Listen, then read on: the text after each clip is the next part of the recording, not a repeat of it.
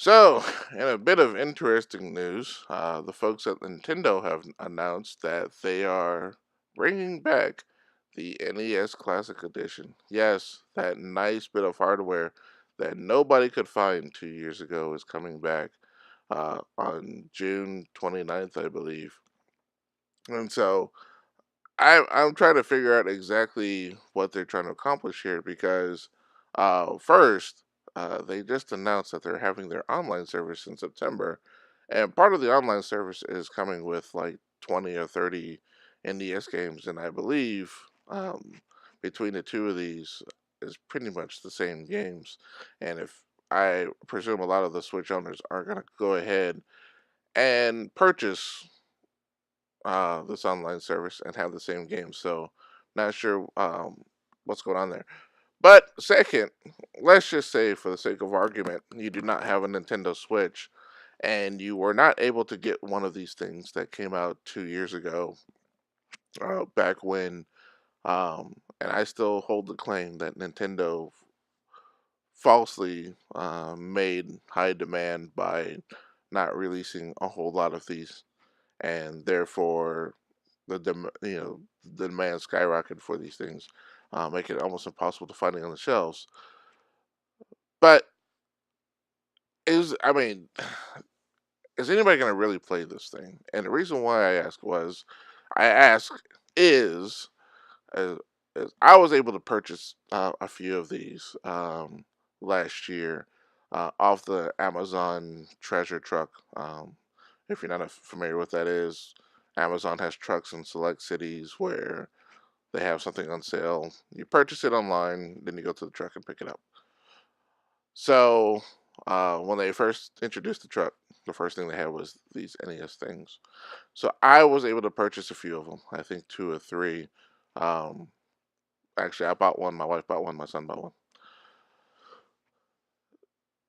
So, and I gave one to my son for Christmas, and he's basically 18 years old. So he enjoyed playing it, for a few weeks. But the games of yesteryear or 30 years ago are just not the same. And he played, Bubble Fight for a few minutes, and then he would play whatever, Mario for a few minutes, and then he would play, Mario 2 for a few minutes, or Excite Bite for a few minutes. And then after about, 30 minutes or so, would go back to play on his Xbox. Um, the games are just not the same as when I grew up. Um, because, when I was growing up, that's all we had. Excitebike was, the shit. Um, Punch Out, awesome. Donkey Kong, although I can never finish it, was awesome.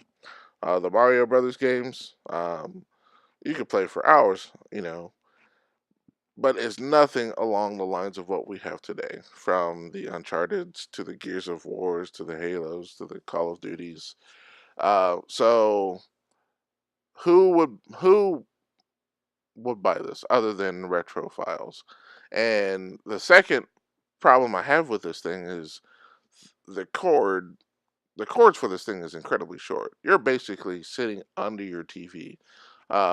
If you're a gamer, or I mean, of any kind, you've pretty much been spoiled probably in the past 10 years with cordless controllers. I myself can sit halfway across, I mean, all the way across my room and play off my TV. I don't have to be tied to my console.